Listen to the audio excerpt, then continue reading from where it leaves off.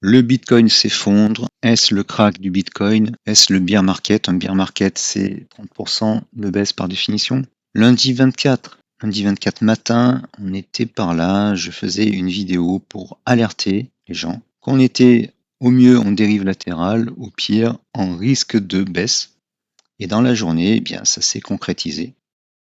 Ce que je disais, c'était que on était plutôt dans la partie basse de l'asset bleu et que les FTA en daily étaient baissiers, en tout cas pour les FTA long terme qui sont en plus épais ici. Les FTA court terme étaient tous sauf un négatif. Alors ça veut dire quoi les FTA qui sont en tendance baissière comme ça? Il y a des phases dans les marchés. Les FTA montrent les phases de fréquence plus faibles.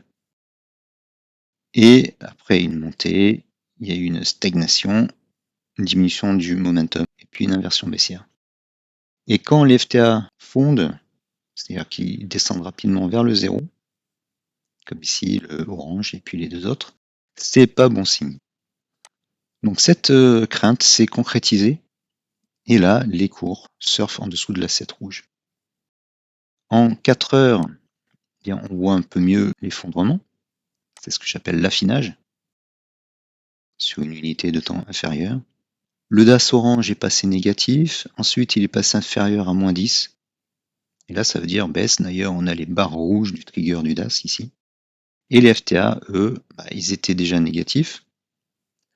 Baissier pour le vert, donc tendance de fond sur l'unité de temps 4 heures, baissière. Un tout petit dernier baroud d'honneur là. Et puis, ils se sont tous mis à chuter bien, lundi dans l'après-midi. Et là, on a l'effet éventail avec des vitesses, des pentes en éventail. Ils sont négatifs, baissiers, avec du fort momentum, d'où la chute actuelle. En 4 heures, les cours surfent en dessous de la 7. Et là, aujourd'hui, donc le 28 février, dernier jour du mois de février, on était tout à l'heure à moins de 7%. Là, ça rebondit un petit peu. Ça rebondit un peu. Passage de l'autre côté de la 7. Donc, début de tendance haussière. Mais on est dans une tendance baissière très forte. Donc, la probabilité pour qu'il y ait un V-bottom qui remonte comme ça est quand même assez faible. On va mettre sans doute du temps à se remettre de cette chute si on ne la continue pas. En 5 minutes, la tendance baissière est enrayée. En 15 minutes, on est toujours globalement en tendance baissière. Il y aura peut-être un tout petit swing haussier. En 1 heure, on est toujours en tendance baissière parce qu'on surfe toujours en dessous de la 7. En 4 heures, encore tendance baissière. En daily, encore tendance baissière. Donc voilà, cette analyse est valable pour un certain temps. Encore quelques bougies en daily. Les cours se retourneront, cette tendance baissière sera enrayée et on repassera en tendance haussière lorsque les prix en 4 heures puis en daily repasseront au-dessus de la 7 bleue et que la 7 bleue se mettra à remonter un peu comme ici.